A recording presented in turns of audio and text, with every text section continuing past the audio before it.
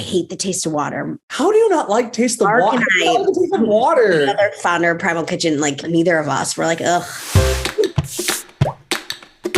Hey everyone, I'm Morgan, co-founder of Primal Kitchen and host of the Primal Kitchen podcast. Today, I'm talking with everyone's favorite fitness instructor, Cody Rigsby. Cody's become one of the most beloved and esteemed Peloton instructors, captivating the attention of millions with his inspirational routines and dazzling sense of humor. If that weren't enough, he's also one of America's favorite dancers after being a finalist on ABC's Dancing with the Stars last fall. Before we get started, a brief reminder that any and all opinions and views shared by hosts and guests on this podcast are the speaker's own and do not represent the view of Primal Kitchen or its affiliates or parent company. Hello, Cody. Hi, how are you? I'm great. How are you? I'm good. It's been a long day, but I'm excited to be here with you and chat and get to know each other a little bit more. You got to tell me more about this long day. Like, what's going on over there? I mean, well, what did I do? I mean, I woke up, I taught really early. I forgot to leave the keys for someone that's doing something at my house. And so I had to rush back, let them in. Then I went to the gym.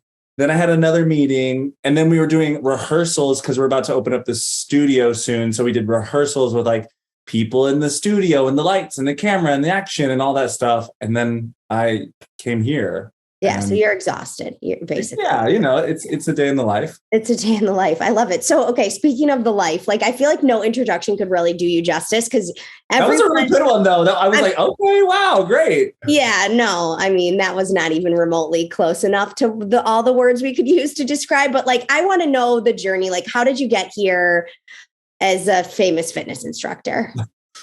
Sometimes I look back and I wonder the same thing. How did it all get here? No, I mean, I always I kind of like this question because I'm a big Marvel fan, and so I always think of it as like my origin story, my first movie. Like, I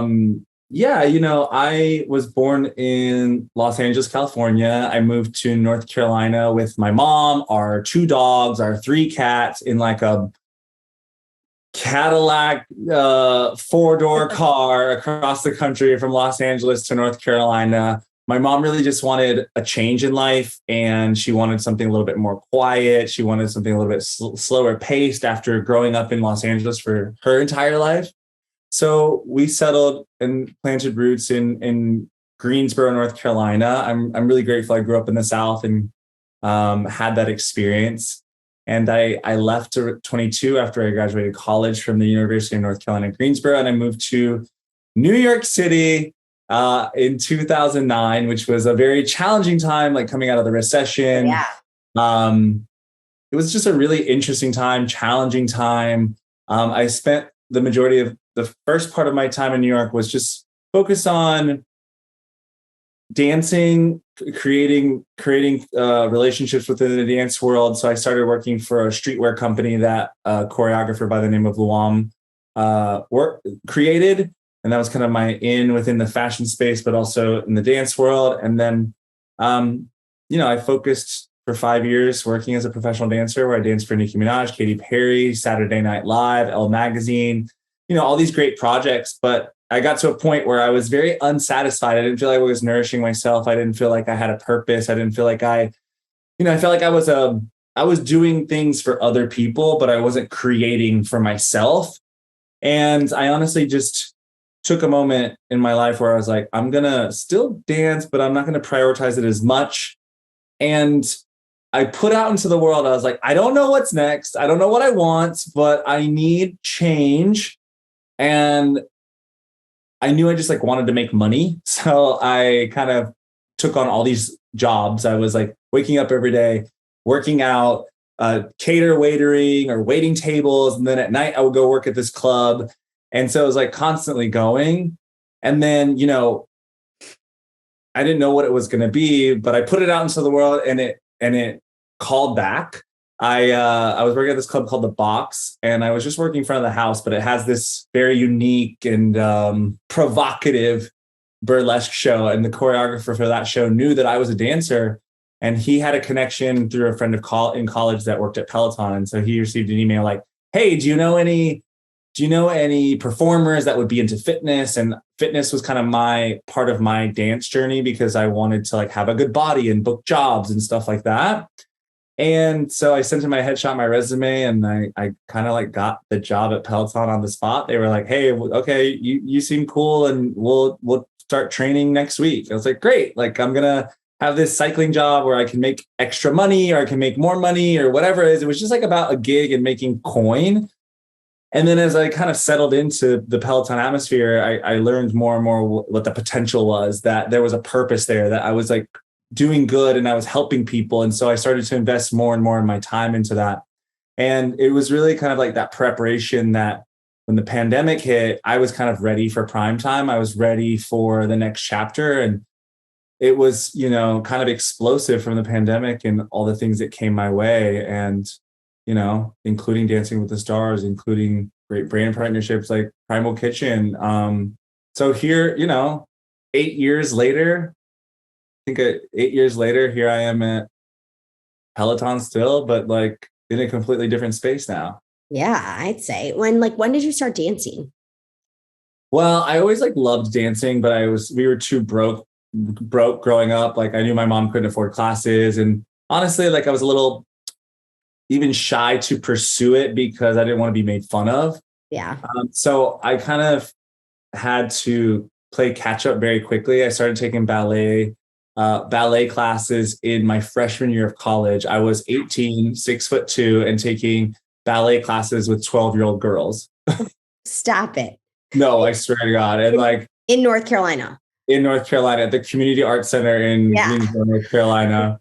And then, you know, I started my first summer in New York was my first summer between freshman year and sophomore year. I came to New York. I interned at Broadway Dance Center. So I kind of just explored it, but I was definitely behind from other people within the business. And I had to kind of like push through and make up for lost time. Same thing in fitness. Like Peloton was my first fitness job. I'd never taught a cycling class. I never taught a fitness class before, but I'm always someone who's like determined and know that I have everything that it takes to succeed. And I'm always solutions based. So I always will get to work and do it and figure it out. Yeah, that's awesome.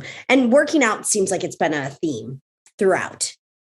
Yeah, I think moving my body has been an important thing to me. I love how strong it makes me feel.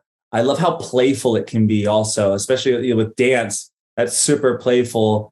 And even as an adult now, I try to find workouts or ways to move my body that kind of like bring me back to recess or bring me back to childhood. And maybe that's like, you know, stretching outside with my feet in the grass, or, you know, playing games with friends. Like that's what I love about movement and why it's so important in my life. And it also reminds me that I'm strong, I can stick to goals, and that I can achieve like anything that I put my mind to. Yeah.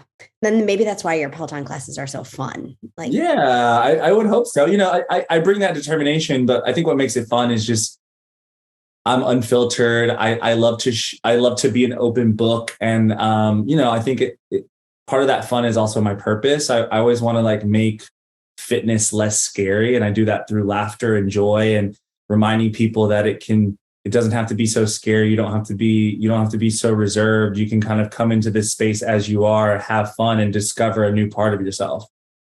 I love that. And when you got into Peloton, like, was it what it is now? Because I feel like now if you were to take on a role at Peloton, it would be was this early days? Were there a lot of 8 years ago. So it was a startup, you know, right. When I interviewed for the job, they were just about to open the first studio. So before that first studio, they had like two bikes for maybe a few more, like a few bikes for people to take the class, and then one for the instructor, all encased in like black curtains.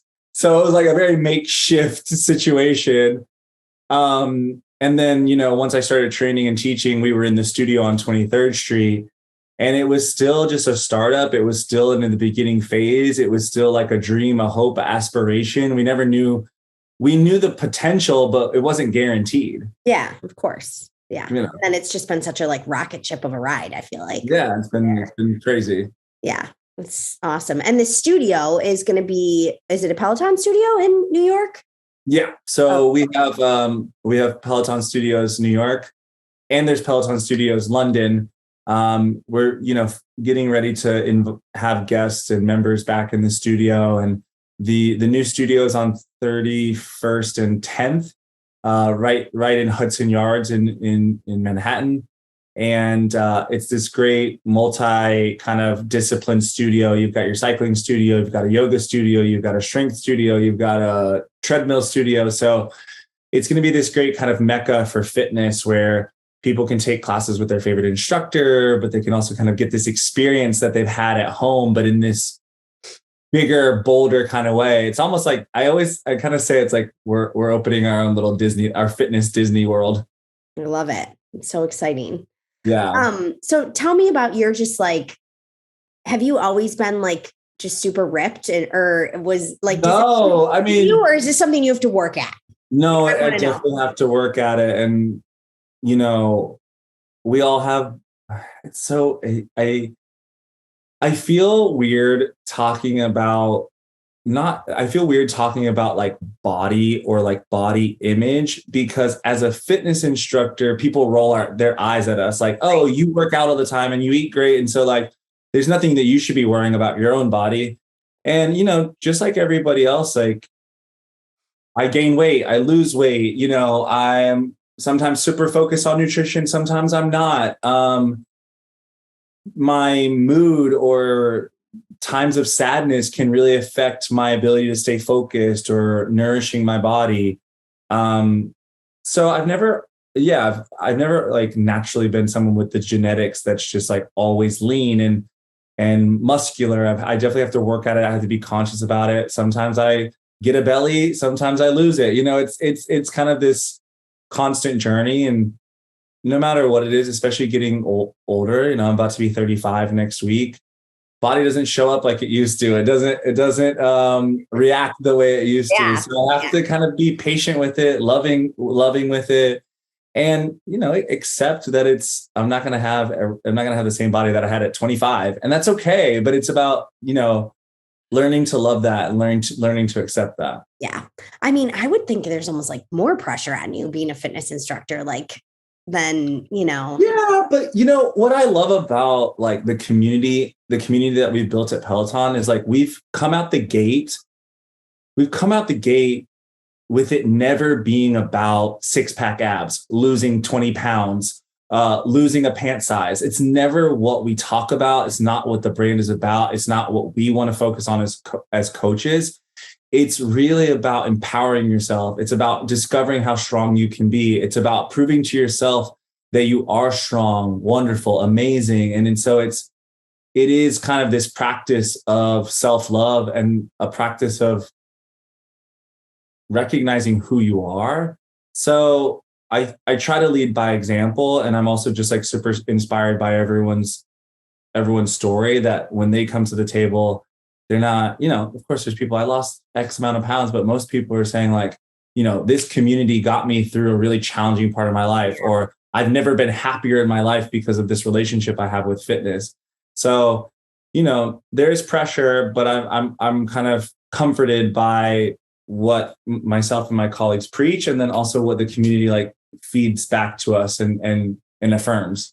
Yeah, for sure. Talk to me about just like your relationship with food. Like, where are you at on like the nutrition spectrum? I'm just so curious, but what's like a day in the life of eating for you? And has that evolved over time? Is it something you pay a lot of attention to or not really? I pay a lot of attention to it, and it varies a lot. It's a lot of kind of, I think it really, for me, it depends on what I've got going on in my life. So if I'm focused on maybe putting on some muscle mass or gaining weight, like that's how I kind of work through it. And that might be like counting my macros, and, that's a little bit easier because I could eat a lot more of what I want or think that's impulsive and kind of get away with it a little bit. Tell us really quick your like top tips. There's probably a lot of dudes listening who want to know like, oh, what are you doing if you want? I mean, well, like for me, like I've been trying to figure out how to count macros. And so that's what's working for me right now. But it was a up and down failure and success kind of thing. And, listen, I think we've been inundated with this culture of like Men's Health or Shape Magazine or whatever. And no, I'm not trying to dog them, but it's like, we've been fed this narrative all of our life that we read the cover of a magazine or we watch a talk show and it's like, what are the 5 tricks to like get ripped or like, what are these? And it just like doesn't exist because we are all built so differently. Yeah. You and I have a completely different genetic makeup, and we can't expect to look like a model on a magazine if we're not working with the same genetics.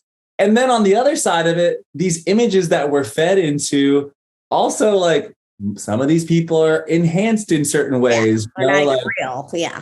Right. It's Photoshop. It's, testosterone or whatever it is. And so we're kind of like led into this. So I try to remove myself from that and like uncover the veil as far as when I think of my relationship with nutrition and fitness.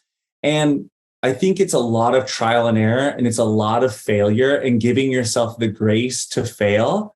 It's also a matter of patience. When you try something new, you got to give it time, and you got to see you got to give it time and see how it works. So it's kind of one of those things that nutrition is, when it comes to your fitness goals, you got to roll up the sleeves, you got to be patient, you got to do the work. But as far as my relationship with food, like, I love food. I talk about food in my rides all the time. Yeah. I think food has joy to it. It has nostalgia to it. There's so many stories and connections that we have to food in our lives. And so I think it's, enjoy food, enjoy the food at times. But if you're kind of focused on nutrition for goals, you kind of have to be basic and boring and just like have the same routine, but then find ways to enjoy it throughout your week or throughout your month, Yeah, absolutely. Definitely. And what does a day in the life look like for you these days with food? Like, what's the so I'm trying to, like, it's summer, so I've kind of like starting to cut down a little bit. I'm trying to be in a calorie deficit so that I can kind of lose a little bit of the fat that I put on as I've gained muscle. So it's really being conscious of the sugar and the fat that I put in my body. I wake up every morning, I try to have 2 glasses of water, just to, like, jump the system. I have my coffee. I have a cup of egg whites first thing as well. No way. Like a whole, how many egg whites are we talking here? Just like, I've been using like the carton of egg whites, and I pour myself like 8 ounces of egg whites, just because it's like easy protein to get into my body. I have my coffee in the morning with some collagen peptides. That's always a great start. Vanilla Primal Collagen, or do you use a plain one? I like the plain. Okay. You got to try the vanilla in your coffee. This is like life-changing. I know, but sometimes when I have the flavor, I think I definitely have tried it. It's like almost too overpowering. So I like, you just like coffee. I like the coffee taste. So, something plain, the plain works better for me, but that's also just like more protein that you're putting into your body. And so that's always the goal for me, is like, where am I getting my protein? And I got to be conscious of that all day long. I've also been making a lot of avocado toast. I know, not to be so cliche, but when you make it at home, you're like, wow, they're really ripping us off at these restaurants, because it's like, it doesn't take that much. Oh my God. It's like $15, $20 for an avocado toast. And here I'm making it for probably like $2. Yeah. And even today I had a chicken breast. I kind of break my breakfast into kind of like 2 or 3 segments. And I used the Greek Primal Kitchen dressing to marinate it last night. I love this. Great. Yeah. And then, I go throughout my day. If I'm bouncing around, I'll probably have, I try to find just like really nourishing meals that keep me going there. So it's just like, good carbohydrates, chicken, some fat or fish, and some protein shakes throughout the day. And if it's my post-workout shake, I always put fruit and a full cup of oats in that shake. If you're looking for good carbohydrates or trying to get those calories in, oats are a great way to add it to your protein shake. That's awesome. Yeah. And I'm not, and like, I drink occasionally, but I'm not a big drinker. So it's not something that's like throughout my day to day. Yeah, me neither. Yeah. It's just, the older I get, I'm just like, wow, I feel like trash the next day after I drink. I know. I would love to be able to just be like buzzed every night, but I can't do it anymore. No, I can't do it anymore. Yeah. Once you stop, I feel like it's really hard. Like stop, meaning like the college days are done. And then start to, I don't know, for me, even like I get migraines and a glass of wine. I'm like, oh, it's not even worth it. You create a relationship with it and you're like, oh, I don't need this as much as I thought I did. Yeah, I know. Do you have any like beverages you drink, like kombucha or anything like fun like that? Or are you a guy? I do love a kombucha moment, but I don't really keep it around. I mean, I feel like I'm a sparkling like water fiend. Like I always have like cans of sparkling water.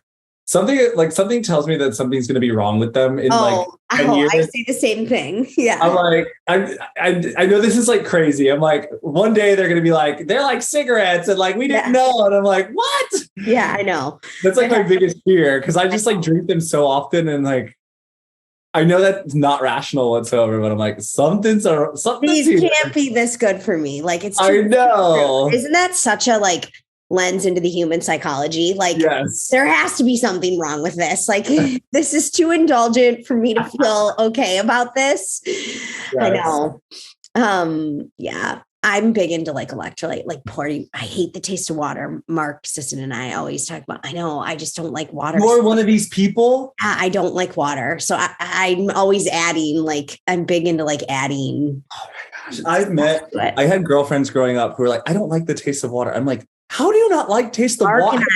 Water. Another founder of Primal Kitchen, like neither of us. We're like, ugh. Yeah, I know. Really? I mean, I'll drink it, but like, I don't like I love it. Like I love water. I'm a water connoisseur. Like I love water. And New York has really good tap water. I will say about where you live, it's really bad. Yeah. Interesting. LA, West Coast water is really bad. New York, it comes from Niagara, so it comes all the way down. Oh, I didn't know that. I'm so proud of New York water. Like it is good. Honestly, the only better water I've ever had was in Croatia. Croatia has incredible water. Interesting. And the water's so good there that I was having beer there and I was like, the beer is really good too. And someone was like, because the water, the Croatian water is the water that's making the beer. I was like, oh my God. It was, So I love it. I love water. Great. Well, yeah. I know. I wish you could spread some of that over to me. Okay. I'm going to have right. We all got our thing. Keep adding stuff. So aside from like diet, there's the diet, the fitness piece, but like what else do you think like holistically makes for like, a healthy person? Oh, it's a good question because I'm definitely in a super reflective place right now about that. And that's, I'm so proud and grateful for the career that I've had, but I do recognize that it's taken a lot from me and a lot to sustain that in a way that I feel like I need to take a step back in some ways and refocus on nourishing my body, taking care of myself. And, for me right now, I think my mindfulness and meditation practice is super important. And I think that's just another component of creating a relationship with yourself. And so having that good mental health, I think, starts with that foundation of meditation. I think also for me, it's about self-care. And I think we all have to define what self-care is for us. And I know for me right now, I feel like so much of my life or my music, how I consume music is for my classes at Peloton. And so I've tried to like really focus back on like listening to music for myself so that I can be inspired. Like that self-care to me is like having time to listen to music. Another one is like getting out in the day and making sure that I look cute because that makes me feel good. Like having my hair done, taking a shower, putting on an outfit that makes me feel like good, like that's self-care to me. And that's something that's important. And I think however we define self-care is kind of like part of that happiness, part of that being good to ourselves. And then, for me, also therapy, talking about my feelings, talking about everything that's going on. is always a good thing for me. And, I go obviously fitness, but I think also trying new things and moving our bodies in a different way. And then food, food is such an important part of that holistic journey of like, how do we really take care of ourselves and I would say them many times, nourish ourselves, like literally nourish our bodies through food. That's really interesting about your music thing. Were you at a point where you felt like everything was just like for the next Peloton class and you were thinking about what about Cody or just like, that like a lot of it was like playlisting for classes. And so I wasn't really like, because I love music and I love discovering music. Like I wasn't taking care of that part of me. It's also like a social media component. Like when I used to get on the train, years ago, it's like I was just listening to music and that's what I was passing my time with. And over time, we've become so addicted to our phones that like every moment we're chasing the social media. So like instead of being on the train and like listening to music, I'm just like scrolling through Instagram or TikTok. And so I've like noticed that about myself. And now I'm trying to, just like, okay, I'm going to listen to music on the train instead of being consumed by social media in the same cycle of BS. I know. I deleted Instagram at like around Halloween and I'll go back on like for a day but being off for like a month or 2 months, you go back on for a day and you're like, holy smokes. Like, it's kind of like alcohol, you go off and you go back on and you realize like, I don't feel that good after I've been. No. And they know what they're doing. They want to keep us engaged. And, for me, it's part of my business. It's part of how I build community. So I can't go that long with it without it, but I do create barriers. So like first thing in the morning, I don't get on I've been trying not to get on my phone and just meditate, have my coffee, do my thing.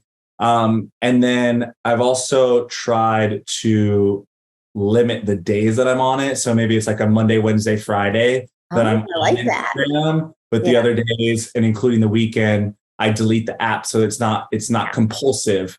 Cause just having it there is compulsive, but when you kind of take that element away, it makes it a barrier to entry. So it makes your awareness a little bit more conscious of like, oh, let me stop there. Okay. No, I'm the same way. I like replaced my social media addiction though with like trashy romance novel addiction. Great. I love that. It's like so bad though. But I'm enjoying it. Or are you listening to them? I'm reading them. I love it. Yeah. So I'll be like putting, the little one to bed and then I like sit next to his bed for like 20 minutes and I'm like scrolling Kindle on my phone, obsessed with these trashy romance novels. I'm like, I don't know. I mean, I'm pretty sure it's good for my marriage, like for sure. Great. Giving you ideas, girl. Giving you ideas. But like, yeah. You're on baby number 3, okay? I know. But it's like become a joke with all of our friends. Like one of my friends I'm really into like Bridgerton time period. Okay. One of my friends bought me like a corset for my birthday. She's like, this is not fitting me. I'm 34 pregnant right now. There's no corset wearing going on in my life, but it's just become like I think also in this world of like fitness, there's so much to like read about the right diet, the right workout program. And you can become, if you're like I am, and I think you might be the same, like a little bit obsessive with like doing everything the right way and learning. It's nice to just like, even Instagram, you follow people on there and it's like, here's a parenting tip. And then I'm thinking, I don't do that with my kids. I'm not that good of a mom and so I was just like, it's nice to just put down the self-help books. Constantly comparing and contrasting yourself to like almost in these impossible curated ideas that like don't always exist and they don't always function like that in the real world or in your world. So it's so that's been my escape. A lot. So you're like Instagram, TikTok, are you doing like all your own stuff? Like what is your business like these days? Yeah, for the most part, I'm kind of at least coming up with the concepts and doing it all myself. I've been working with someone who helps me like film it, and I need to, going back to like my self-care and recognizing I need to nourish myself, I do need to hire an assistant and someone who can help me kind of manage all the day-to-day, including like creating content and recording it, editing it, getting it ready. Because I do enjoy that. And I think it's something that people connect with me on and like my perspective. But yeah, I trying to manage that with a little bit of help so that I can have a little bit more time for myself. Yeah. I mean, you're definitely someone who was meant to like put your energy out into the world. Thank you. I appreciate that. There's no denying this, right? Thank you. It's just like, you've got to feel like you're living your purpose in a sense. Absolutely. And it's not a lot of people either can define or discover their purpose. So for me to be able to like define it, discover it, and to be able to live it is something I'm so grateful for. It's been a wild journey, but it's just. Was it a struggle to like get there, or would you say you just kind of kept following the path and it just unfolded before you? Or no, I mean, life has been a crazy struggle. I've had a lot of ups and downs. It's never been a linear path, and I've experienced a lot of challenges along the way. I've experienced homelessness as a kid. I've experienced homelessness as an adult. I mean, there was definitely a few months here in New York City, I didn't have a place to live. I was sleeping on people's couches. I was, working crappy jobs that made me really unhappy. There was tons of times in my dance career where there was a lot of no's. You get your hopes up, you put so much of yourself into this career, this path, and there's a lot of no's and a lot of disappointment. So it hasn't been easy, but I'm always solutions based. I always trust my work ethic. I always trust that I'm going to figure it out, no matter how anxious it makes me or how uncomfortable it makes me. And, I've been fortunate to be challenged the right way so that I've been able to kind of grow, discover myself, and be able to share a lot of that vulnerability and share a lot of myself with people that take my class. It is this balance of making it fun and making a lot of laughter at it, but it's also about the vulnerability and sharing the struggle and the success. Yeah. Yeah. I didn't realize, God, that's like a lot. Nobody's life is easy. Like nobody's life, no matter how successful, no matter money, whatever it is, no one's life is easy. There's always going to be challenges. It's just how do we deal with those challenges and how do we grow from them instead of getting stuck in the same space all the time? Yeah. It's hard to be a human. It's so hard to be a human. And I'm trying to and listen, I aim for perfection, maybe too much. And I'm trying to give myself the grace to not be as perfect as the brand of Cody Rigsby has been like put on a pedestal. I have to like bring myself down a little bit and be like, hey, it's okay to not have it all figured out. It's okay to be struggling or sad or whatever it is. Yeah. What do you do for fun? Like, what are your favorite things to do for fun? I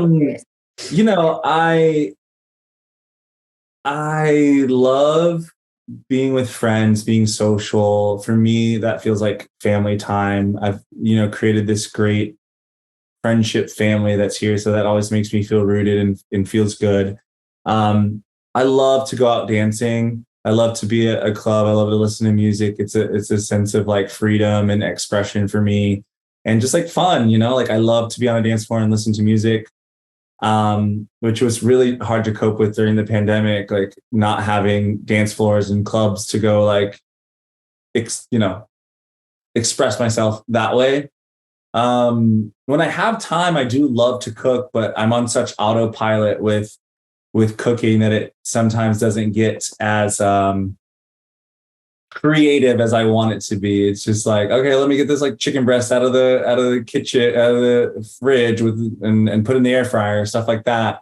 And traveling is also something that I really feel enriches me. I love to kind of like explore new cultures, see new places, feel lost a little bit. So I'm kind of looking forward to that, especially this summer.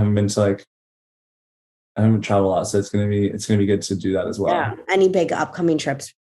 we should be doing? Supposed to go to Mykonos and Portugal in the end of summer, but I'm still trying to figure out exactly what that itinerary looks like. Love it. Yeah. So fun. And you're kind of always bopping around though, aren't you? Like down in Miami a lot and all over. Yeah, Miami's. Yeah. That's the thing. Like, even if I wasn't traveling internationally a lot over the past year or so, like, especially during the winter in New York, you need breaks. So I try to, go down to Miami for a few days, enjoy the sun, see some friends, be by the pool and just like relax. Favorite vacation. I need to know your favorite vacation. My favorite vacation ever? Yeah, thus far. A good one. I am such a fan of Brazil. I've been there 5 or 6 times. So I just love the culture, love the food. And there's just, something about that country that I love and continue to go to. And then if you've never been to like Mykonos or the Greek Isles, it's so beautiful and captivating that I feel like anyone, if you can, you should go. Okay. This is great. And I'm like really going off on a tangent here, but I was so curious. Yeah. I feel like you've been all over. Yeah. Any other like big things coming up this summer? So you've got the studio coming. Yeah. Sounds like that. You're working hard these days, huh? Like this is very much super busy. Like, yeah, I mean, there's stuff at Peloton going on. I'm trying to obviously like build, my own brand outside of Peloton, but stay, I'm not going anywhere as far as Peloton's concerned. Which involves, like speaking engagements and maybe like TV. So it's always kind of in the motion and trying to figure it out. But, I like to stay busy.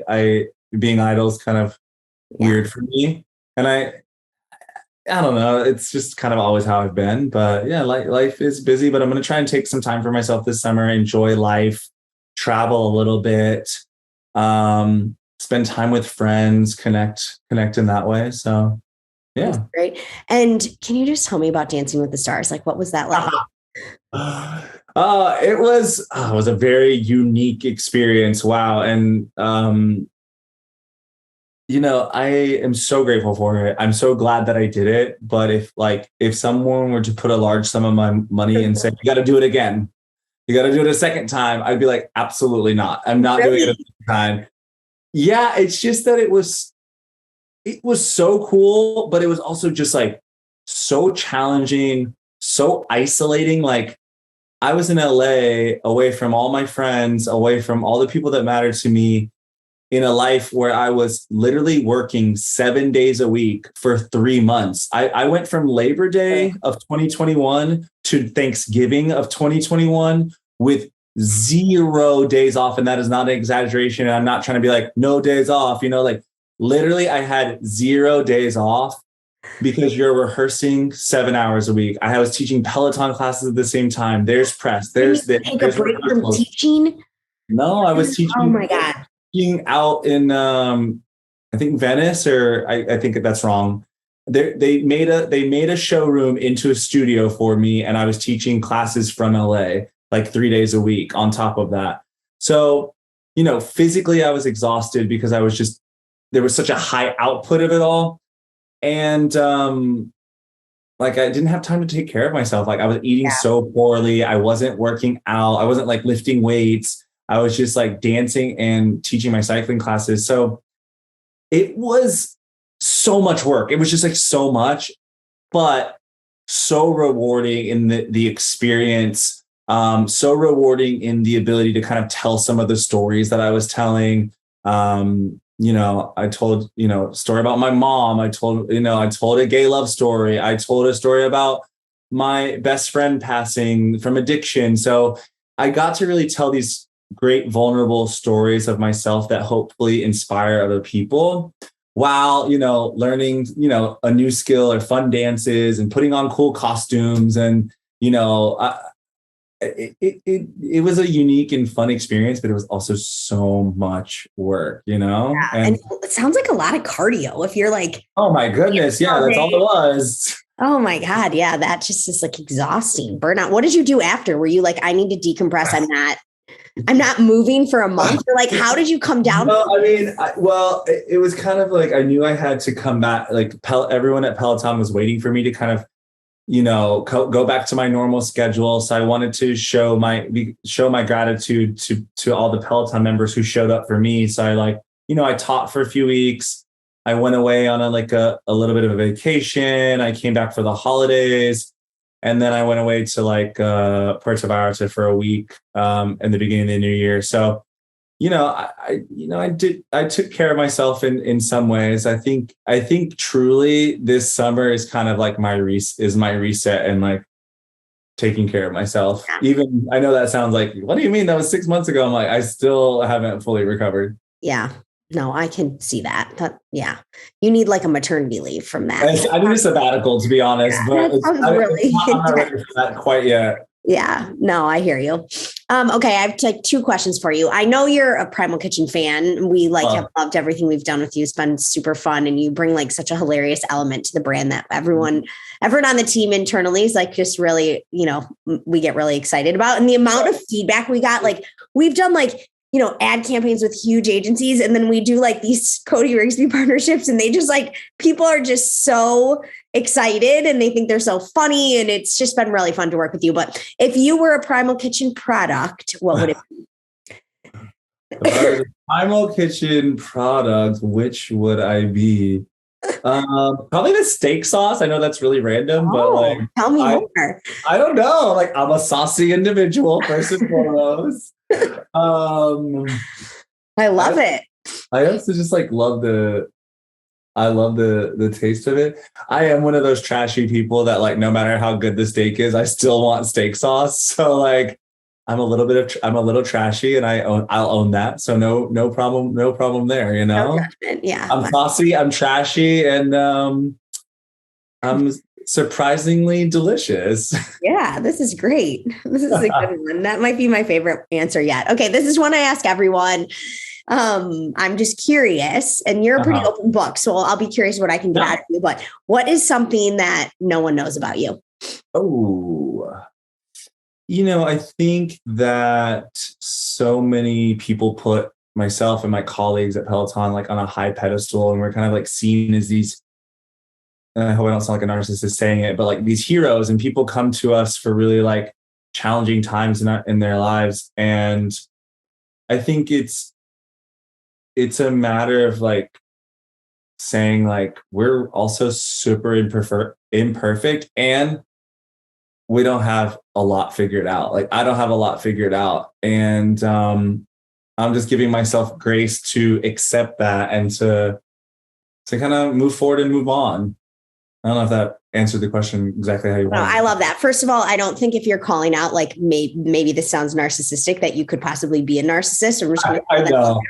And also, I think that is, everyone probably thinks, oh, Cody's just chilling, cruising through life. Everything's easy. Oh, so, goodness, no. Yeah. Well, that is super good to know. Misery loves company. Yeah. I'm teasing, but it was awesome to meet you. Thanks so much for coming here today. Do you want to just tell everyone where they can find you if they're not already following you? Yeah, of course. Follow me at Cody Rigsby on Instagram. I think my TikTok is at Cody_Rigsby because somebody stole it from me, but you can reach me there. And of course, if you haven't taken my class or haven't tried out the Peloton app, you can try the Peloton app. You can take my cycling class. You can take my bike boot camp class. You can take meditation with me. It's all there. Fabulous. Well, thank you so much. Such a pleasure. Awesome. Thank you so much.